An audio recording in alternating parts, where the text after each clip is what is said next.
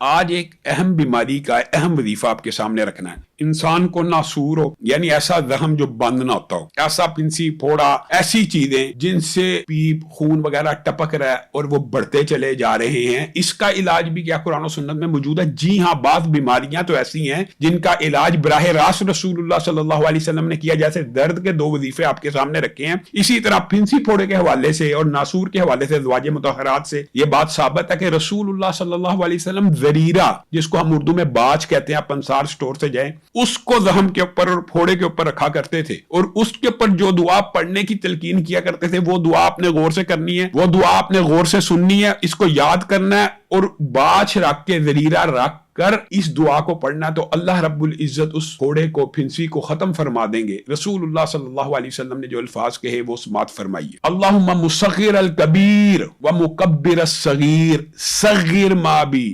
یعنی اے اللہ آپ چھوٹے کو بڑا کرنے والے ہیں اور بڑے کو چھوٹا کرنے والے ہیں، تو اس زخم کو چھوٹا کر دیجیے۔ حدیث کے الفاظ یہ آتے ہیں کہ جب یہ پڑھا کرتے تھے تو وہ بجھ جاتا تھا، گویا وہ بجھ گیا، ختم ہو گیا۔